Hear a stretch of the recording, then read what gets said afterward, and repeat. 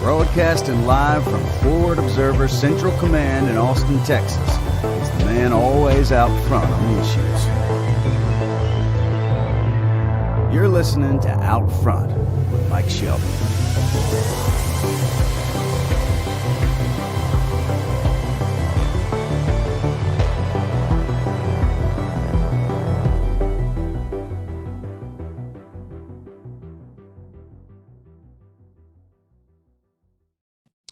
Hello and good afternoon, everyone. Welcome to Out Front. You know, I mentioned this several weeks ago. I like doing these live streams and talking about stuff. It's not always intelligence that I want to talk about. Sometimes it's cultural issues or what's going on with the news or my hot takes on whatever. Today it's about intelligence. We're going to talk about some civil defense stuff. I read an interesting article from Swedish news. I had to Google translate it. And the Swedish government published a document basically about how to defend against hybrid warfare. And it's kind of civil defense type stuff. Threw it into ChatGPT and got it translated. We're going to talk about that and some other things on today's show. So officially here, Out Front with Mike Shelby will be replacing Tech until Tuesdays.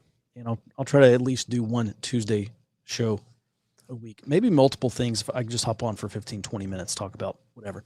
All right. So there's a Swedish article on civil defense. And according to Google Translate, it is entitled, "Swedes must prepare thoroughly for war and everyone must take responsibility." Again, civil defense-y kind of stuff. And there's a new, the Swedish government published this report. And I want to dive into a couple things. Again, I just ran it through ChatGPT and asked it to translate and summarize. And one of the things, apparently there's 6 or 7 different scenarios that the Swedes are preparing for.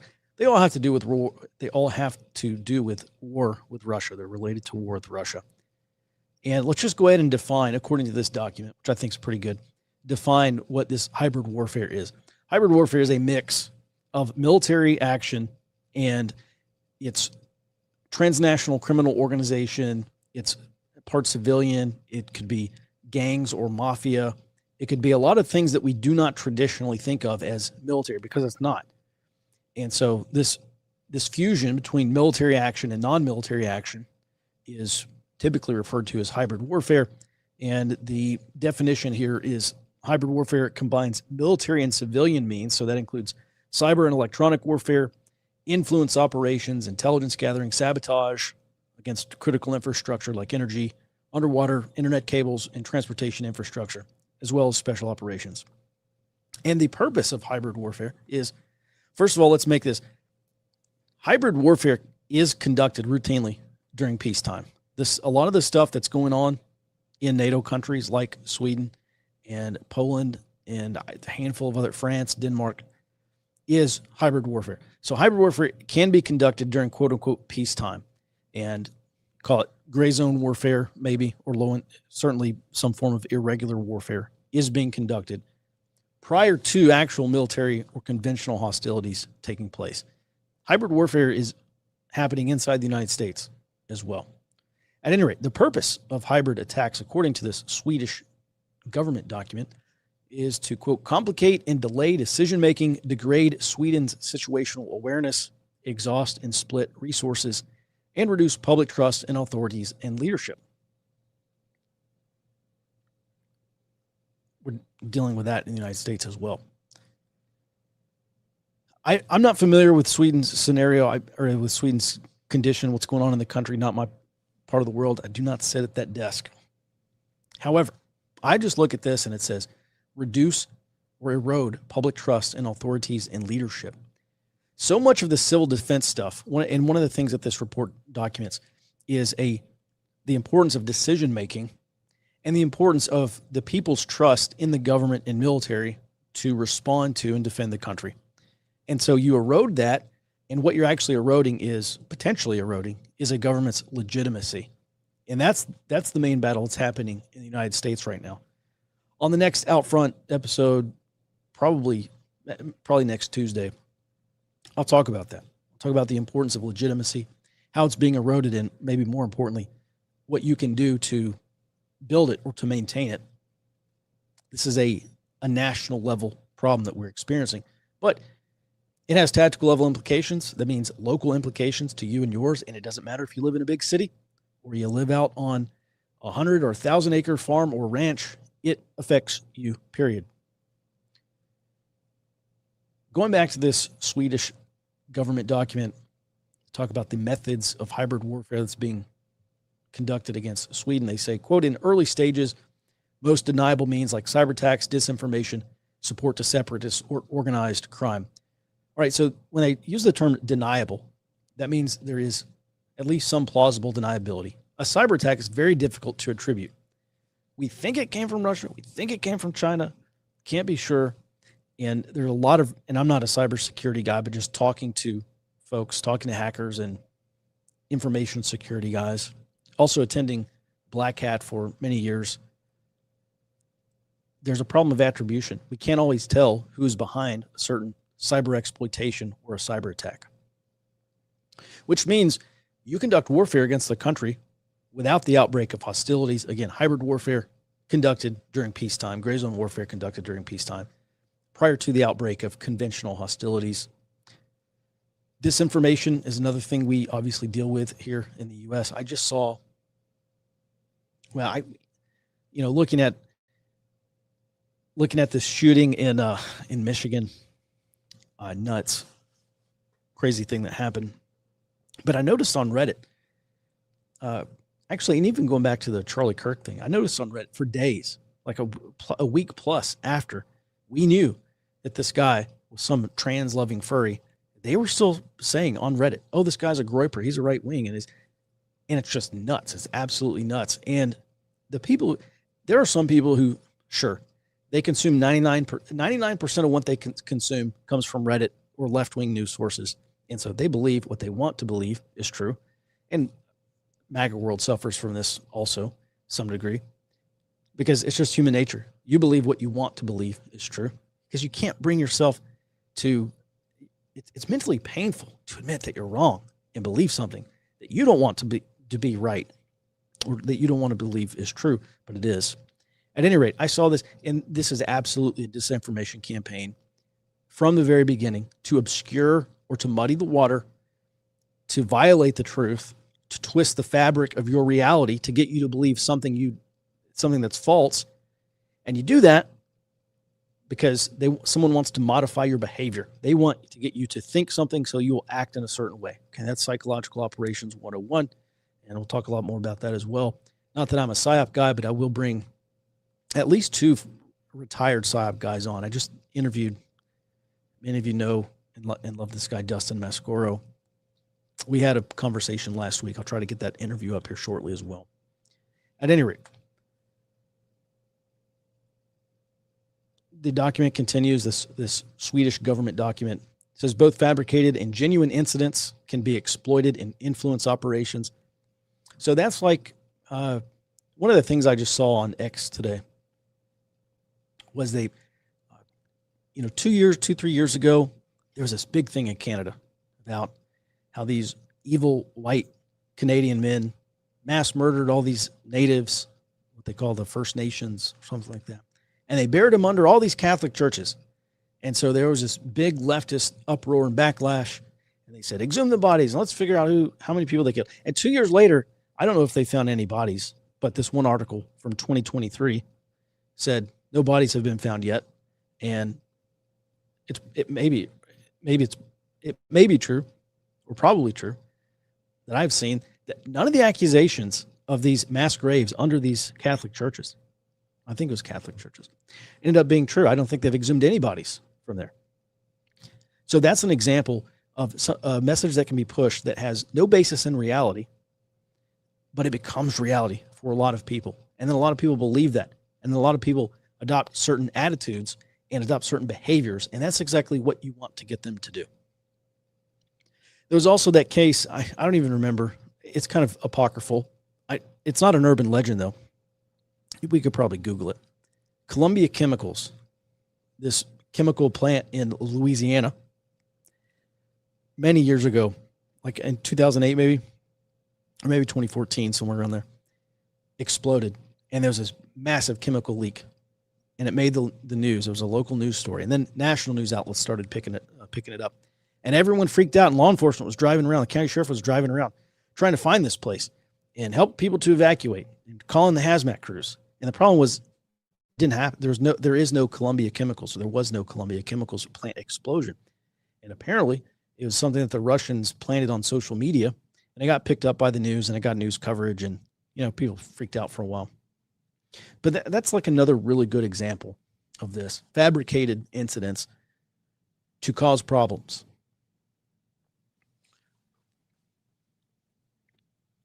Moving on to, so apparently this document again identifies, I think it's like 7 different scenarios that the Swedes expect in an armed conflict with Russia. And they talk about the civil defense part of this, which is what everyday Swedes need to be doing to prepare for this. And they talk about some important things. So all actors, that includes military and civilian businesses, local governments, NGOs, individuals, etc., must plan for and be ready to handle these hybrid activities. Situational and resilience, they say, is key. And you have to anticipate misinformation, and in some cases disinformation, and sabotage and cyber operations. There's a big emphasis on coordinated civil military planning. And this is one thing that we also have a problem with in the United States, because most of our critical infrastructure does not belong to the government. It belongs to private companies.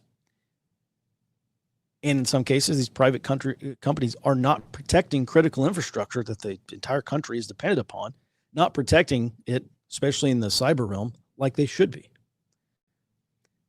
And so you have entities like NSA or Cybercom, well, to a lesser degree NSA, but definitely Cybercom and some of these, and CISA and these other federal entities who are tasked with cyber defense.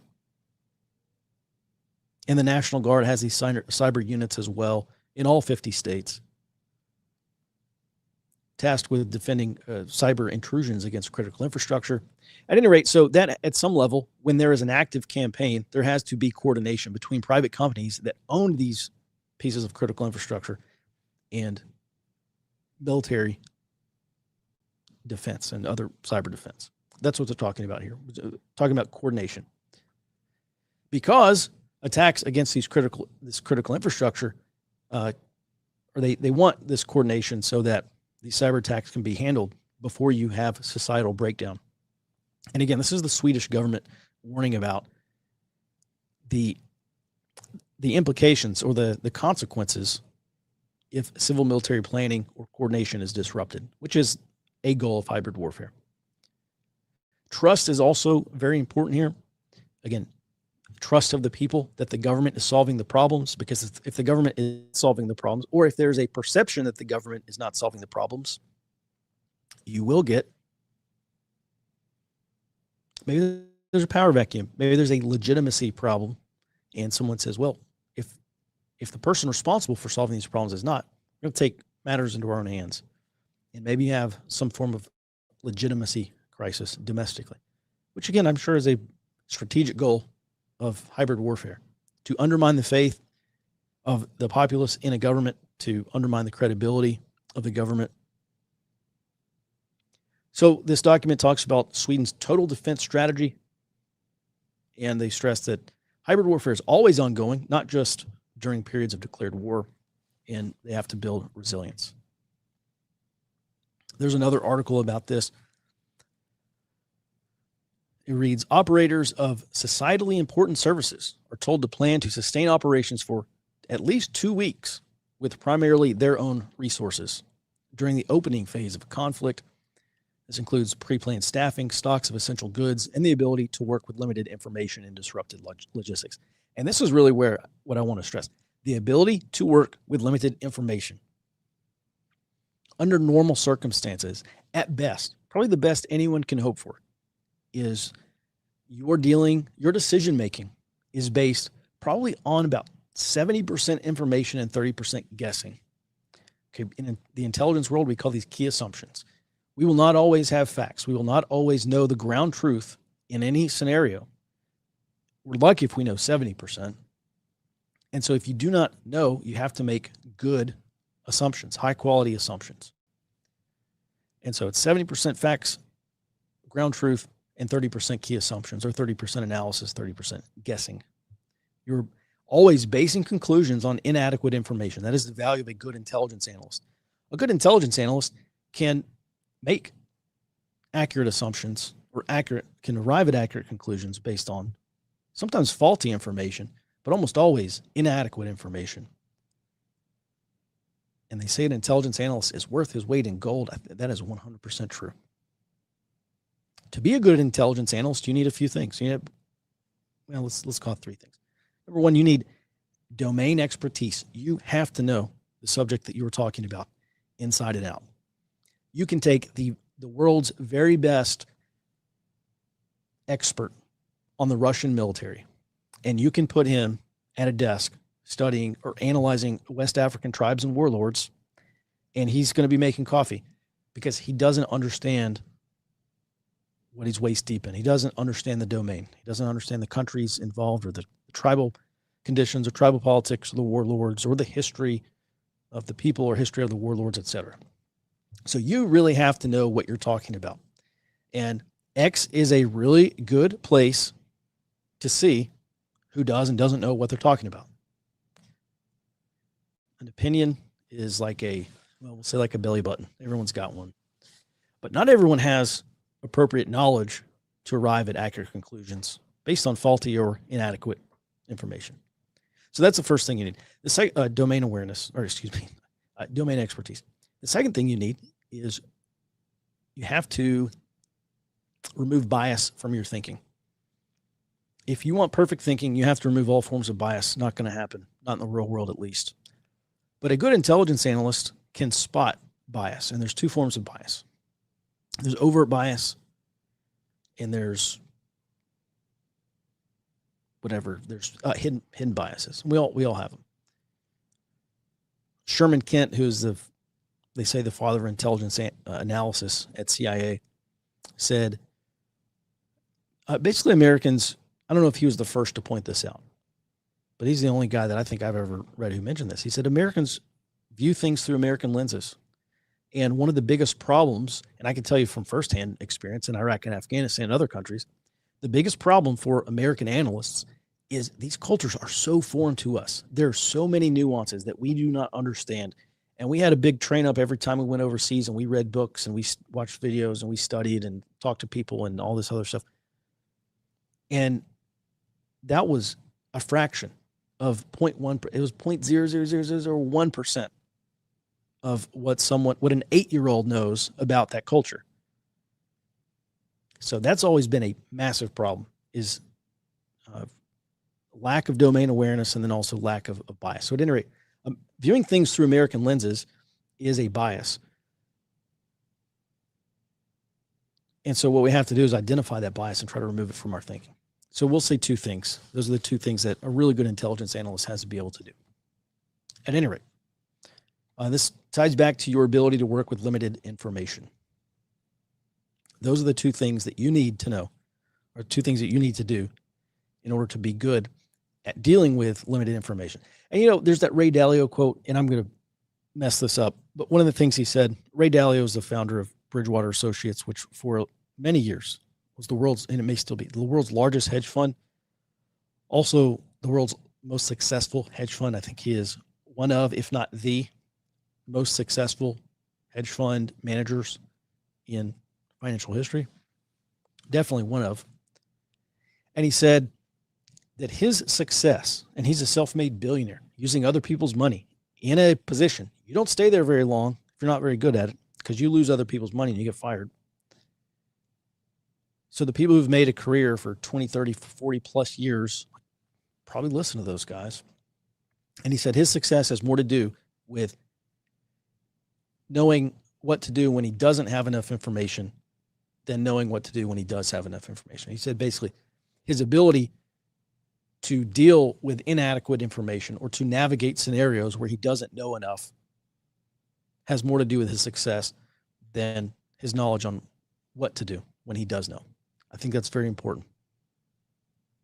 It's the importance of being a thinker, especially in a rapidly changing environment where things, like say a riot.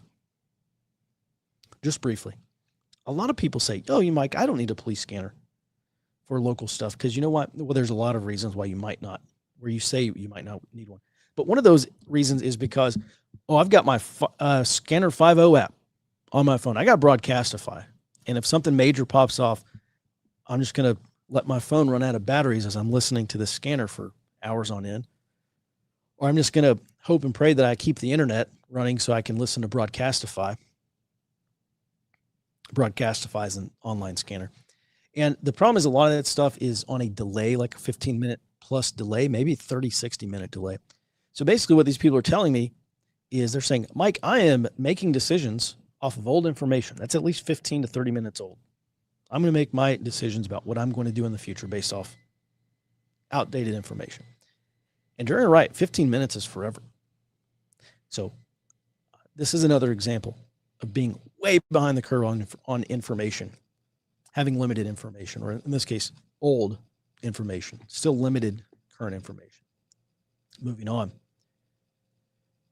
Another article that was in Swedish media points out that they're saying having 3 months of endurance for a European war, which is probably a failure of translation here because that you obviously need a lot more than 3 months. But it said total defense must be able to function for at least 3 months in the event of a major war in Europe, with the flexibility to adapt to a longer conflict. And by the way, this is not just Sweden. The Baltic countries, Estonia, Latvia, Lithuania, they've been pushing the civil defense stuff. They've been holding these annual drills. I think it's Poland, maybe at the end of this year or early next year. They're going to be running their own national civil defense exercises, civil military coordination. They've been training in guerrilla warfare and stay-behind operations.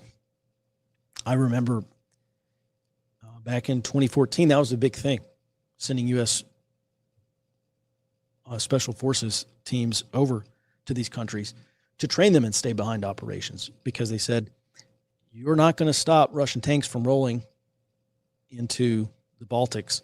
So the best you can hope for is an insurgency, basically, grinding them down once they get there. And that's pretty much what it looks like Sweden's talking about in terms of total defense.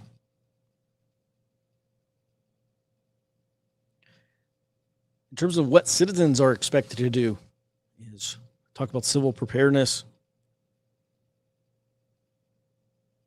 staying informed via public channels. This is also important. This is why trust is so important. When the FBI came out and said, we've recovered the rifle of this shooter, and not everybody, a lot of people said, I don't believe it.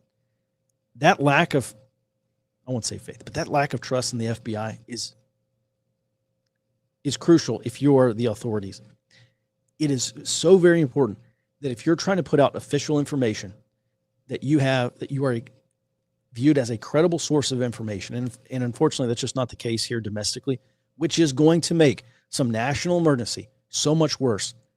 Look at the doubt and derision that many Americans had for Kash Patel on the scene in Salt Lake or in Provo or wherever he was. It's the most important thing the FBI director had to do was be on scene and talk about seeing Charlie in Valhalla. That's the most important thing that FBI director had to do. And so when they put out official statements and people do not believe them, that's a massive problem. Not just in hybrid warfare in Sweden, but also here domestically during any type of conflict, whether it's against the Russians or against whoever. So trust is very, very important. Staying informed via public channels. It's very important that Americans have faith and trust in what's being put out. Probably not going to happen here domestically. Massive problem for us here.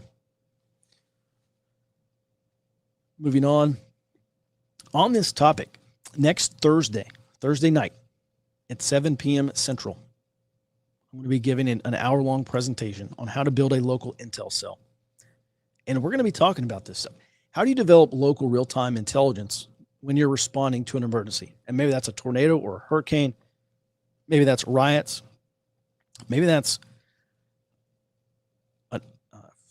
low-intensity conflict, armed organized political violence, which we may be seeing in this country not too long.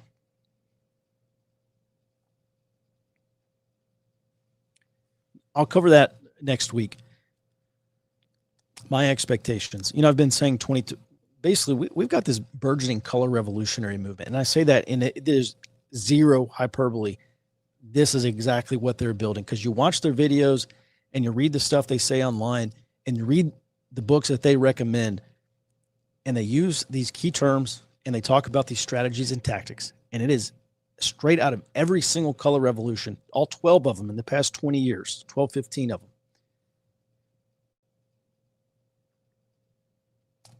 And at some point, when they're using the same language, they're talking about the same strategies and talking about the same tactics. And eventually, towards the same goal, you've got to say, well, this is obviously a color revolution movement that they are building. And so I say that, and it's not hyperbole. It's not anything outlandish. It is 100%. It's undeniable to me at this point. I fully believe that. So I've been talking about, obviously, there's a near, I don't know that it's 100%, but it's very close. There's an extremely high correlation between color revolutions and national elections, like for president. And there's a reason for that. I'll talk about why next week. But, my key assumption has been we probably will not see this until 2028. Over the past week or so, I'm not so sure. I'm still not positive that they're going to wait until 2028. It may happen before then.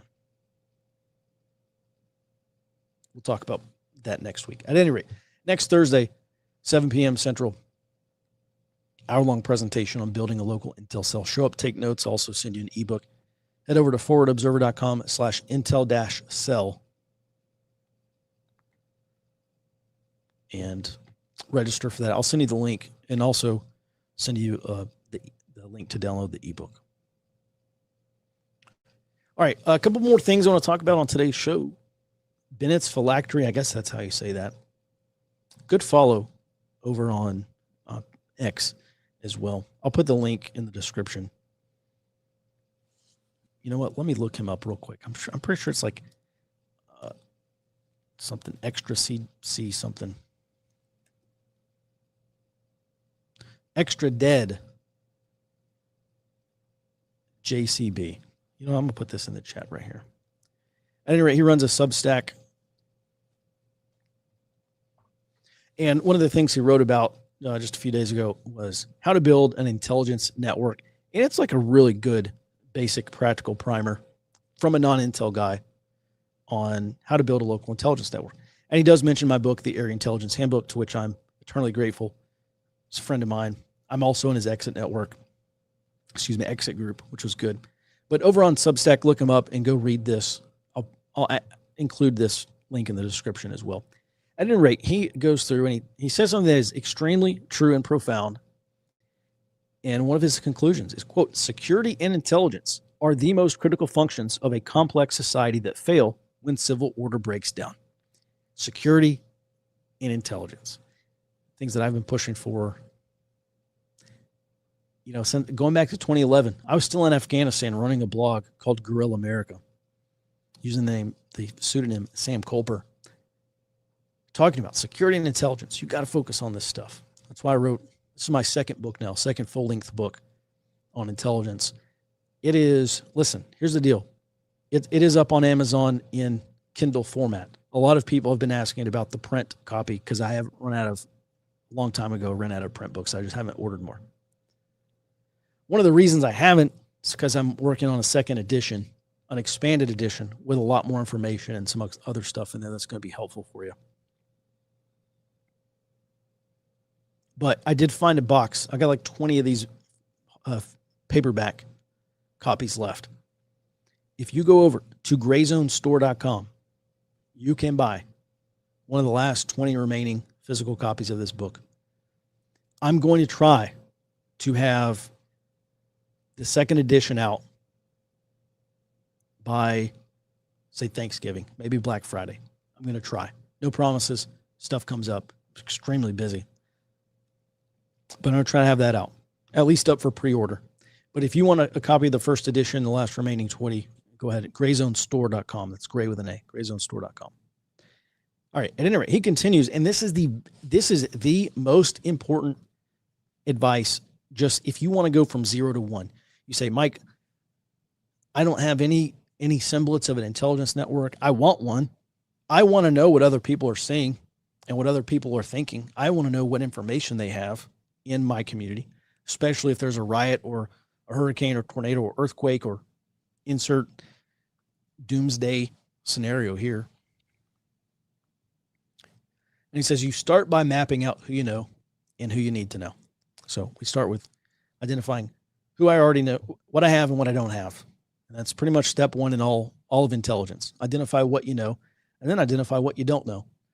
And we maximize the use of what we know, and we come up with a collection plan to identify the information that we need to know but don't know. Those are called intelligence gaps. So it's very important. You have to identify your intelligence gaps and then go collect on those gaps. And that's most of intelligence right there. So at any rate, he does give me a shout out. The Area Intelligence Handbook lays out a framework for getting to know your community and recording what you learn as a preparedness activity. It's a little more complex than that, but remember, we do an area study for 2 reasons. Number one, to identify what we're up against. The 2 reasons are what we're up against and what we have to work with. What you're up against, your threats and hazards, and your vulnerabilities. Those are the 3 things. Threats, the things that are going to kill you or try to. Hazards, typically environmental hazards like flood, like weather or whatever you have going on in the environment. And then your vulnerabilities. If you live in a desert, lack of water, it's going to be a major vulnerability. Should probably understand that. So identify what you're up against at the local level. So we're not talking about the Chinese military. We're not talking about North Korean EMPs. We're not talking about the Ruskies parachuting into Chicago, or not Chicago, but into Montana or Idaho, or wherever the movie was. Or the Cubans coming up through Miami. We're talking about local to you. Threats, hazards, vulnerabilities local to you. And then the other part of that, a thing that most people who even understand the importance of threats and hazards, the other part of that is identifying what you have to work with. Those are the assets, resources, and opportunities that you have at the local level. So assets could be your existing friends network. It could be like I'm a member of my VF, local Veterans of Foreign Wars and American Legion.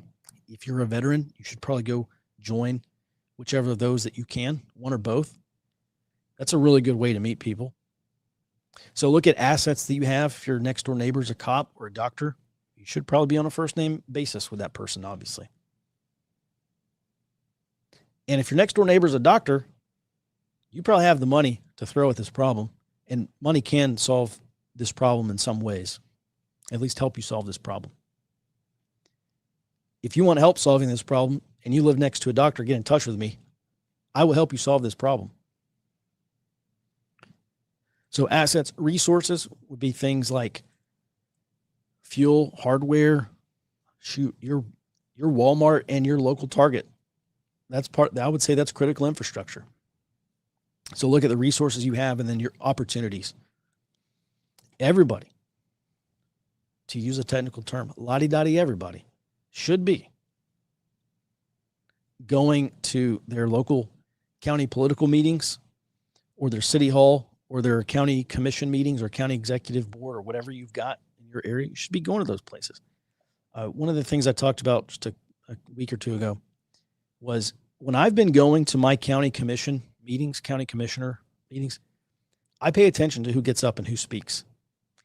And there was one guy, and he spoke for like 2 or 3 weeks in a row. And I was like, just based on the way this guy was talking, I'm like, this guy's obviously conservative. In my county, there's an overwhelmingly good chance that person's a conservative anyway. And so anyway, I went up and introduced myself, got his contact information. You should be doing that as well. People say, oh, Mike, I don't know anybody in my area. I don't have any like-minded people in my area. And even if you live in a city that's like 70% Democrat, 30% Republican, that's still a whole lot of people. Like I remember when I was living in downtown Austin And I remember after Election Day in 2016, the membership director of this tech accelerator that I was in, a startup accelerator that I was in, got on the accelerator-wide Slack and started a new Slack channel for the Trump resistance. And she said, "Oh, we've got to be anti-Trump, anti-fascist or whatever." And she was like doing this within the company when it's kind of outrageous, but I was not that shocked. But even then, in liberal socialist Austin, even then, there was this massive underground of conservatives. It was way more than I thought that there would be. So there are conservatives there. But when people tell me, Mike, there's no like-minded people around me, I already know. I tell you, it's BS. It's absolute BS. You're not trying hard enough. You're not making an effort to go out and meet people. These people are not going to come to you. They're not going to come knock on your door, send you a text message or an email. You got to go to them. And I'm not trying to lecture anyone, but if you say you don't have any like-minded people near you, I would automatically say that's BS. That is a flat-out lie. You're just telling me that you're not trying hard enough. And in most cases, I cannot tell you the relief that students have told me, or that people in our sphere have told me. They said, "Mike, I went to this meeting and I met this guy or gal, and it's like this whole new, like Ariel, a whole new world, Little Mermaid, whole new world opened up because they met one person that was like-minded, one person that they built a relationship with, that they know, like, and trust. And now they've got, and they start at one, and then you do two, and then you join, and then you identify 3 people, and then you got 4 or 5 people, then you got 10 people. And now you have the beginning of an actual intel network of like-minded people sharing information for a common cause. And it starts with one. It's just got to start with one person. You just got to go meet one person. There's a lot of ways to do that, but finding the squeaky wheels at your city hall or your county commission meetings, or going to your county political group or social group meetings. You should be going, if you're into Dungeons. I never got into it, but coming from the intel world, obviously a lot of nerds play Dungeons and Dragons. And I remember being deployed in 06, 07 at the Joint Interrogation Facility in Afghanistan. And Friday nights or whatever their night, it was D&D night. And they're drinking, I don't know, whatever, playing Dungeons and Dragons and doing the little voices. And you're in a cave and the wizard pops out and zaps you. There's orcs and whatever. Okay, go. I don't care. Go to your D&D board game night, whatever, in your county. If you don't have one, start one, and just attract people and go engage in your hobby and try to grow that. And eventually, through talking to these people and looking them up and looking up their voter history on the voter rolls, which you should also have access to, or getting on Open Secrets and looking up their political campaign contributions, if they have any, you should find people who are like-minded. Guys that voted for Trump 3 times, guys that maxed out. If they gave 10 or $25 to Trump, who cares? That's probably a like-minded individual that you need to get to know. So again, probably just not making a hard enough effort. You got to go out and hustle. At any rate, here's one question. We'll do some questions today here. But one question that I got over on from an early warning member was, "Good afternoon, Mike. I'm working on my area study." He literally sent me this afternoon. He said, "I've identified some collection requirements," and we'll talk about that in just a second, "and was wondering if you had any tips for finding out when and where radical groups plan for these demonstrations." All right, a collection requirement. Let's talk about that. So a little bit earlier, I mentioned this term called intelligence gap. And an intelligence gap is something that you need to know but don't know. Something that you need to know but you don't know. So for instance, when I went through, before I went through my city's Citizens Police Academy, it was like, I don't know, 8 weeks long or something like that. Went Tuesdays and Thursdays nights for 8 weeks, and they talked about local law enforcement and the city police department, and they talked to the prosecutor came in, and the anti-drug task force, the guys with long hair and beards, the undercover people came in and talked to us, and about all sorts of stuff, right? But one of the things that we learned in that was about Latin kings. And one of my intelligence gaps was, I know they're here in my county. I don't know anything about these people. And this guy from the anti-drug task force came and talked to us, and he said, yeah, there's about 300 members of Latin Kings in this county. Okay, so that was an intelligence gap, something that I needed to know but don't know. And I went here and they filled it. So, or they satisfied that collection requirement. So when you identify something that you need to know or you don't know, when you identify an intelligence gap, you should be writing that stuff down or recording it. If you have a standalone laptop, preferably take a laptop, rip the Wi-Fi card out, make sure there's no Bluetooth on there. Most of the times it's in with the Wi-Fi card, but completely standalone. And you can implement your access controls to that laptop or to the place where that laptop is. And that's a really good place to write this stuff down. So you've got to write out your collection requirements. And a collection requirement is just like any other requirement, just a statement or a question that describes your intelligence gap. So if my intel gap is how many Latin Kings members are in my county, well, there you go. That's the intelligence requirement, or excuse me, that's a collection requirement. Identify the number of Latin Kings members in the county. And we can do that. Identify Trump voters in your neighborhood. Identify Trump voters on your local police department. Identify whatever you want to know. Just think about what you need to know, but don't write it down. That's your collection requirement. And once we have that, now we can give that to friends. Okay? I'm not saying publish your whole requirements list out to everybody, but you can say, hey, Bill, doesn't your cousin work? Isn't he a police officer? Hey, quick question for you. If you can work it in, if you think it's appropriate, could you do me a huge favor? Actually, I probably wouldn't directly ask him to get Trump voters. I would say, I would come at it indirectly. Are there any police officers who are into hunting? Or are there any police officers into fishing? That's one of the first things I did. I knew a local guy here where I live now in the town, and he gave me a nickel tour of the police station because he's a local cop, city cop. And I said, hey, who else? Are there any other cops here who are into preparedness? That's the first question that I asked. Oh, yeah, actually, yeah. Okay, so there's a couple cops who are like legit preppers. Are there any cops who are into hunting or fishing? Because great, let's go hunting or let's go fishing. Let's organize, whatever.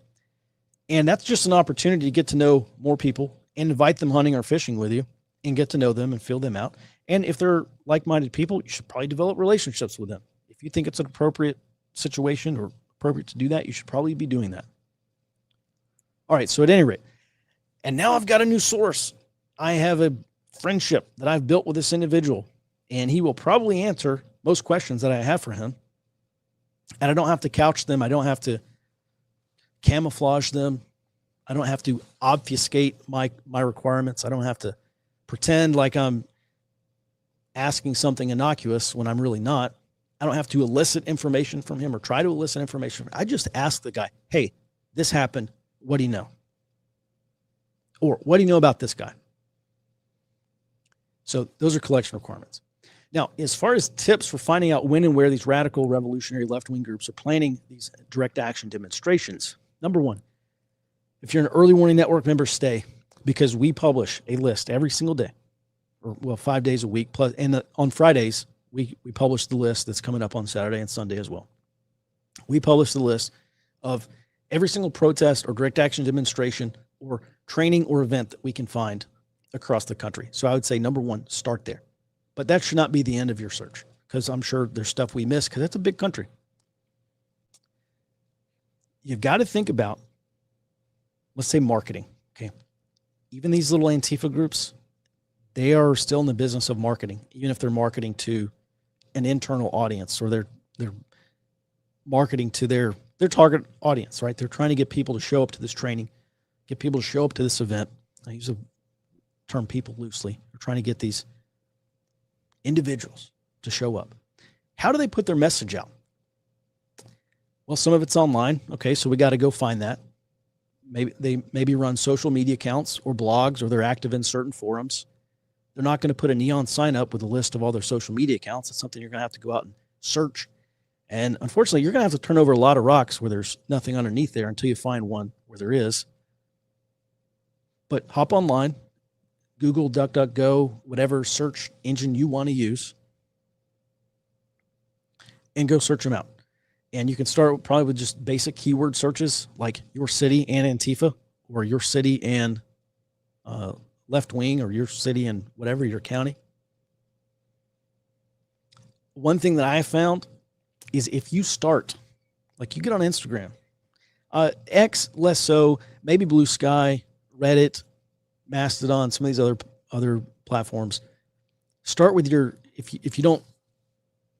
if your immediate search results are not giving you what you're looking for, find your nearest big city and start there. And then go and look at who they're following, or who is liking their posts, if you can, or who's sharing their posts. And just do a little peripheral search around that main account, and you'll probably find other accounts. And maybe you'll find one that lives near you, or some group near you, or some individual near you. And then you start checking him or Zim or Zer or whoever out, and who they're taking photos with, or who's liking their posts or reposting their posts or whatever. And then you look at the links, and there you can use tools like Maltego is a big one. That's probably the best one that I'm aware of. Maltego, we can afford a license because we get paid to do this. Otherwise, I don't even know what it is now. It was $1,000 when I renewed it a year ago, roughly. And then you can go and buy other kind of plugins. Like one is Social Links. That's a big one. It's a little less effective now because these social media companies have curtailed, in some cases, unfettered access to like their APIs. It's unfortunate.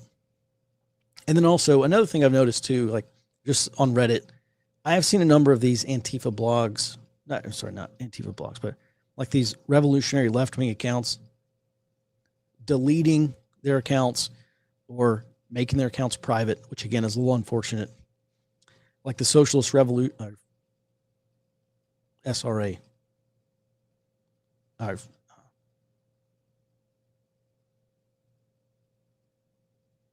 Whatever, the Armed Socialist Group. Socialist Rifle Association. Jesus. Socialist Rifle Association recently took their forum offline. And they did that, I'm sure, because they're trying to implement some level of access control, some level of vetting or scrubbing or whatever they're doing, probably scrubbing. A lot of this stuff, too late. Way too late. Too late to delete it. It's too late. Someone's got it. It's too late. Congratulations, you played yourself. You got. 100% that's the case. But at any rate, a lot of them, going forward, that obviously changes things. So I would say that's another avenue you could use. But there are blogs. There are, like, one of them was just shut down, but there was like no blogs and black blogs, hosting platforms. Find probably one of the best things you can do is find your nearest big city and follow them, your near big city Antifa blog or social media account, and just follow them and see what they're posting, and eventually something will pop up for you. All right. I hope that answers your question, Brian. Also, we have a massive database of all this stuff. So if you do have a question, maybe we can help. All right, with that, guys, we'll do maybe 10 minutes here of Q&A from the chat. If you do have questions, please put a Q on the front of it so that when I'm scrolling through here, I can find them. So are we ready to admit that we are in a new modern civil war? Well, let's talk about this because no, actually. And I'm going to get a little technical with everyone, but when we talk about the term civil war, I really dislike the term civil war because it's very vague. And you ask 10 different people and you'll probably get, 5 or 8 different opinions of what a civil war is.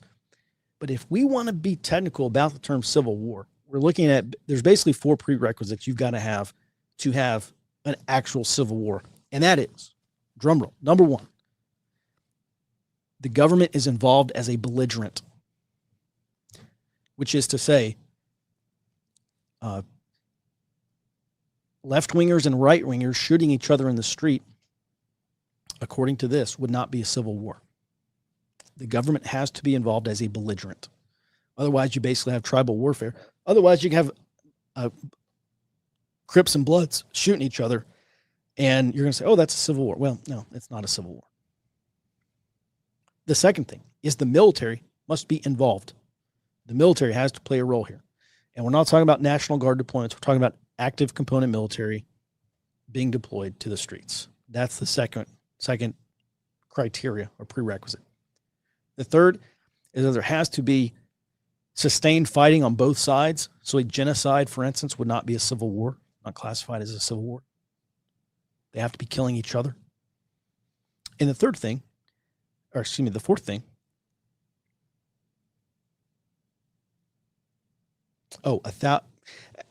think this is probably the worst part of this, but if you just want to go, I forget what book this was in, but I know the United Nations adopted this as well. It's like kind of academic, but they say 1,000 combat-related deaths in a calendar year. 1,000 is a little arbitrary to me, nice round number, but you're telling me if there were 900 combat-related deaths in a calendar year in a 12-month period, it would not be a civil war, but 1,000 would be. So I think that's kind of like the least tenuous description. But if we want to be very technical about the term civil war, that's pretty much what we're looking at. Those are the four things. The government's got to be involved. The military has to be deployed and active in combat, sustained fighting on both sides, and some level of combat-related casualties on both sides for it to be a civil war. Otherwise, you are dealing with violent social movements or some level of political violence, which is not to say that we could not get here, but at least by that definition, we're not there yet.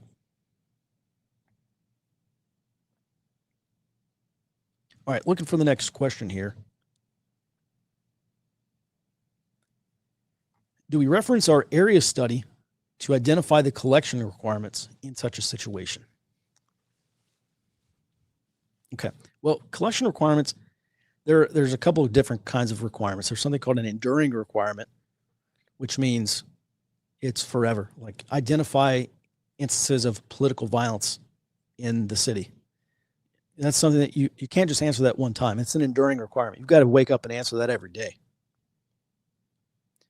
So that's something that you can write down because that's going to be applicable to pretty much any scenario. Or even something as basic as identify all instances of violence or criminality in the city, like in the neighborhood, in the AO, in your area of operations, within the county is a little big. And if you live in a big county, if you live in a big city, you probably want to really tighten down what your actual AO is, your area of operations. Probably limit that to your subdivision or your district or your part of the city or whatever, your neighborhood. So yes, you can just write a list down and you say, okay, let's say there's a hurricane and there's flooding and there's mass casualty because a lot of people drowned or whatever. And you can say, yes, in this scenario, let me just start with 5 things, maybe 10 things. Maybe that list grows to 25. What are the things that I need to know but would not know in that scenario? And write those down and put them in your area study. And yeah, you've got like a pre-made selection of collection requirements. Absolutely. In the book, in the Area Intelligence Handbook, I do have, I think it's like 150. It's at least 100 pre-built collection requirements.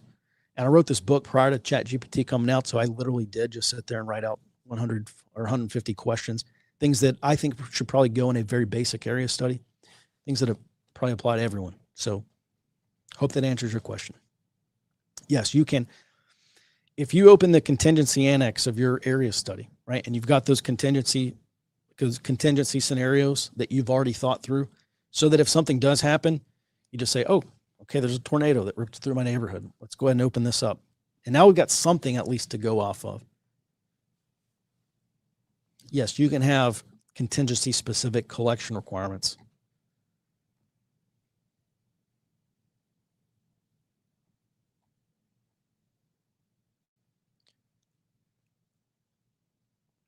All right, looking for another question. By the way, if you do have a question, just please put a Q on the front end of it. Thank you, Edwin, with a Q. Who's better to initially report for potential threats from radicalized operations? Hang on, let me digest this. I did not get a lot of sleep last night. Who is better to initially report to for potential threats from radicalized operations, local or state law enforcement or to federal law enforcement? Okay, I see. So you see something and you want to say something and you want to report it to law enforcement. I'd probably go with local or state first. Actually, it was a week or two ago. I sent something to a buddy that's a local cop here. So, and he got it back to where it needed to go, which was on the federal level. So, because the thing was in another county. At any rate, yeah, I would probably go local or state law enforcement, especially if you have developed relationships with those people. And if you get it to local, they're going to be able to get it to the state or to the federal level where it needs to go. So I would say definitely start with local. Because, you think about these tips to federal law enforcement, they're dealing with hundreds or thousands of these tip lines, and it may not be seen for days. It'll be seen in minutes if I get it to my local law enforcement guys, for sure. If anyone disagrees, I'm not claiming infallibility on that. You kind of think through it and you say, well, let me get to the local guys first. Seems appropriate. It seems like Reddit and Discord are the main hotbeds for radical organizing. Discord seems especially difficult to exploit for information on these groups. Any suggestions on how to gather intelligence on Discord? Yeah, there's a lot of invite-only Discord servers and stuff that if you're not known in the community or you're not a kind of a known entity, then you're not getting invited. I'm not active on Discord, so but I know people who are. And from what I gather, getting an invite link from somebody who's already there is probably the only way that you're going to get access, unless you hack into it or you have some nation state level capabilities. So I actually don't have information. I don't have any good ideas on how to get access to these Discords, other than you could probably start with social media, being a known entity in some of these social media circles, liking and commenting and playing dress up as them and becoming a known entity, at least by your handle. And then, eventually maybe you work your way into a DM or you work your way into something else. Or maybe you even start your own Discord. Well, I just think if you ask them to join your Discord, maybe it's more likely that they'll invite you to join their Discord. Listen, this stuff's not rocket science. You just got to sit down and you say, how do we engineer a scenario where we get a flippin' Discord invite link? And you're probably going to have to pursue a lot of people in a lot of different ways. And maybe you'll be talking to people who are not even on Discord. But eventually, maybe you do find that one person who says, you know what, this is a conversation I don't want to have on Reddit or X or wherever. Let me invite you to our Discord. And that's how you get in. If you want a personal invite, you got to have a personal relationship, which you can build because you can be anyone online. That's the way you exploit that in general. Would counter protesting the ICE protests? Hang on. Would counter protesting the ICE protests be a worthwhile operation, or would they do more harm? Trying to figure out what operations to do if we were counter organizing. I would not go counter demonstrate against the ICE protests. Me personally would not. What I'd way much rather do is go photograph and take videos and screw counter demonstration. Because you're not going to, even if you got 5 or 10 guys out there, what really are you going to do other than maybe get in a fight or get attacked and go spend the night in jail? 0 out of 10 would not do, would not recommend. But grabbing 2 or 3 buddies and going out and documenting, 100% would be doing that. Now, I'm going to have to do a whole show. I just did this webinar a couple weeks ago called Counter Organize and Win. And it's about the value of counter organizing, which is what everyone should be doing right now. You have to be counter organizing your communities because it just makes sense. If someone's shooting at you, you have to shoot back. In this case, they're not shooting at you. They're trying to steal support, or they're trying to turn people in your community away from supporting you, or away from at least being neutral, or away from acquiescing, to either passively or actively supporting them in their cause. So the people are the battlefield here. Your community is the battlefield, and you don't have a heavy machine gun. You've got a local group that's doing outreach, and that's your heavy machine gun. Informing and influencing people in your neighborhood or members of your community to, if not support you, then at least not support the other guys, because that's the fight. When we're talking about battle for legitimacy in insurgency or popular revolution or color revolution or whatever, it is support me, or if you at least don't actively support me, then passively support me. And if you won't passively support me, then at least be neutral and at least don't support the other guys. And the side that can do more of that historically is the side that's going to win. Remember, the mantra that I've been trying to impress on people is, it is not the guy with the most guns who's going to win low-intensity conflict. It's the guy who can bring the most people to the fight. Because bringing people to the fight, and 9 times out of 10, we're not even talking about kinetic fight. We're not even talking about armed conflict. We're talking about the political fight, the social fight, the economic fight. We're talking about political warfare, social warfare, economic warfare. And the people who can bring the most people to those fights are probably going to win, especially at the local level. Remember, an AR-15 is really good.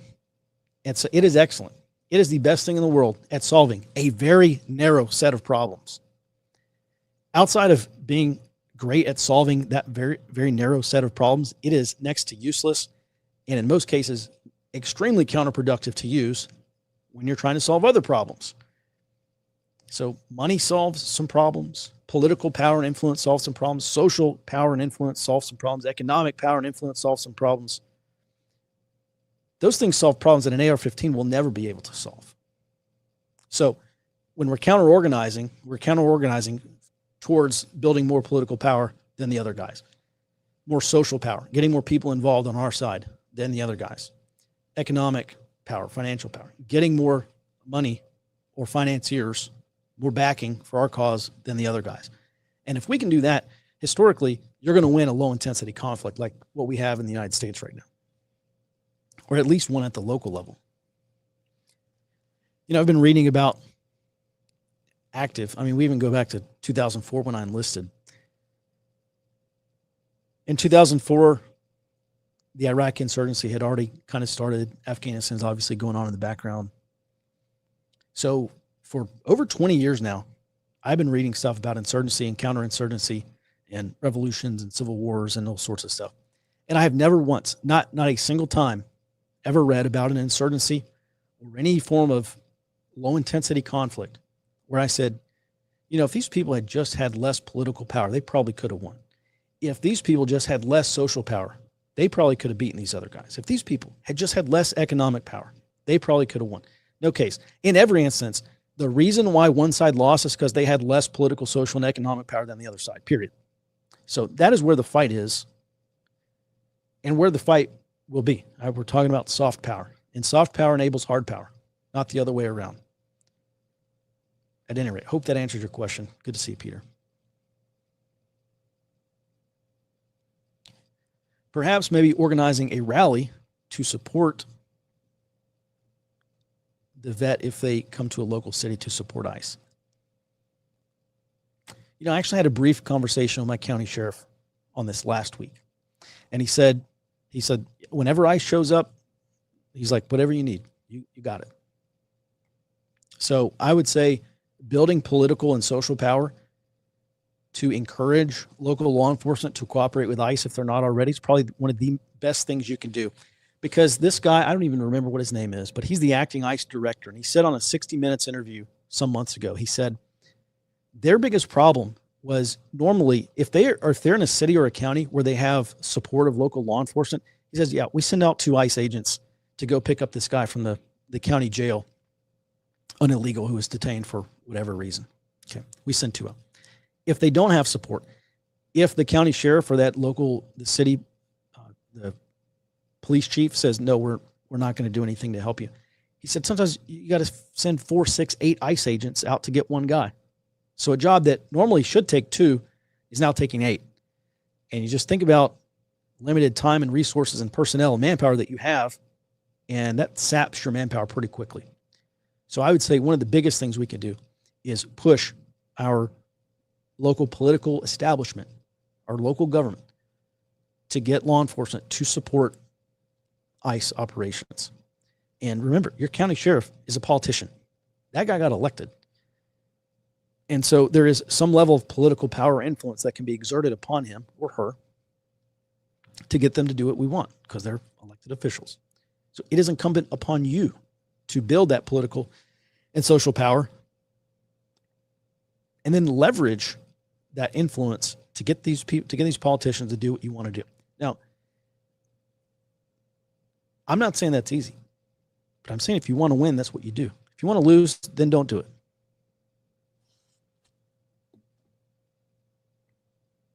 All right, we'll try to run through a few more of these questions, and we'll jump off because I got to go home. Do you think the left is being funded by left-wing billionaires? Obviously they are. Or do you think it's possible that a nation-state is partially funding these groups outside the United States? All right, so nation-state level funding is what you call external support. Maybe. I don't know. I imagine someone at FBI or at FinCEN over at Treasury probably knows or maybe could find out. Maybe. In the case of funding, we're talking about Antifa groups or whoever. We're dealing with two methods of funding. There's direct funding and indirect funding.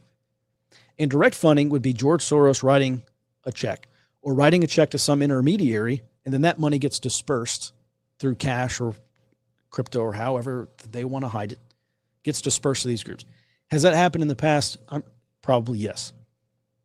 But you look at what Antifa is doing, it does not cost a lot of money. You look at these shields that they're making, obviously on an assembly line, because there's 5 or 10 shields and they're all exact the same, and they're exactly the same, and they're homemade, obviously. A couple $100 at Home Depot or some plastic trash cans or whatever they're using costs some money. But a lot of these groups are self-funded. Like you go to an anarchist book fair and you'll see a jar, you'll see a box, you'll see something out there asking for donations, or they're selling merch. They'll go spend 50 cents to print off 10 pages and staple them together in a little booklet, and they'll sell it for $1 or $3 or $5. And they're turning these communists are turning a profit now, which they funnel back into their causes. So it does not cost a lot of money to go out and be idiots. They'll do that for free. They don't need money to go out and do that. So the other side of that is we have indirect funding.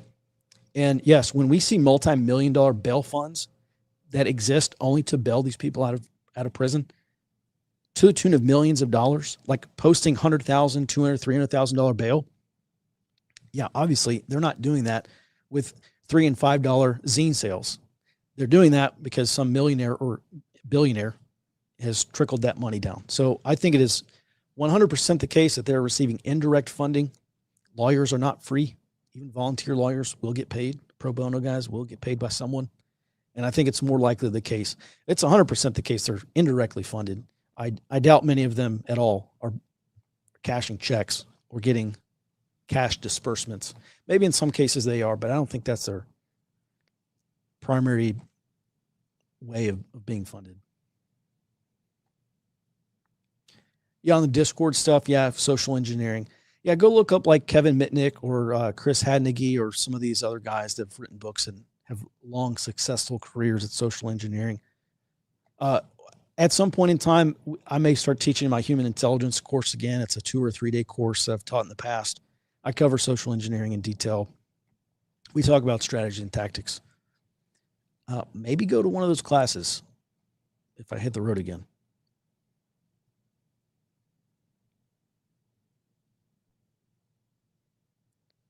All right, guys, I'm going to answer one more question. The next cue that I see here. Oh, nope, that's it. All right, guys, if you do have one final question, pop it in the chat. Otherwise, 1,500 people watching between YouTube and X. I really appreciate it. And I hope it's helpful for you. I hope, you learn some stuff and thinking through some stuff. That's what I'm here for. That's what I want to help people do. If you do want to get a copy of the Area Intelligence Handbook, it's up on Amazon. Just search Area Study Book and you'll find it. It's $10 for an ebook. I mean, just nuts. A lot of people do want the print copy, and I'm right there with you. I don't know how many are left, but you can go to Gray Zone Store. That's Gray with an A, grayzonestore.com, and buy one of the last remaining physical copies of the Area Intelligence Handbook. I will try to have the second edition out. Maybe we'll do like a Black Friday sale or something. Try to have it out by then. All right, last question of the day. It's not a question. Come to Arizona. Maybe. All right. Yeah, we can do Phoenix or something like that, I'm sure. All right, guys, listen, thanks for watching. I appreciate your support. Last thing here is next Thursday, head over to forwardobserver.com. It's my website, forwardobserver.com/intel-cell. Next Thursday, I'll be giving an hour-long presentation on how you can build a local intelligence cell. You will need it. You will need it for 2026. You may need it now, but you will definitely need it for 2026, and you will most assuredly need it for 2028. Even if you live in a rural area, you're going to deal with something. And I'm not even talking about natural disasters. Of course, you need this stuff to respond to natural disasters. But I'm talking about man-made disasters, which is looking pretty likely. Next Thursday at 9th of October, 7 p.m. Central, how to build a local intelligence cell. Hour-long presentation, forwardobserver.com/intel-cell to sign up, register. I'll send you the link to join us live. It's like this with Q&A. And then I'll also send you an ebook. I'll put it in an ebook format for you as well. All right, guys, that's going to do it for this edition. We're back to doing Out Front with Mike Shelby, a podcast I ran for many years. We're firing this back up. Appreciate your support because that's going to do it. Have a great rest of your evening, and we'll see you tomorrow on the early warning or next week out on another edition of Out Front with Mike Shelby. Closing it down now. Have a good night out here.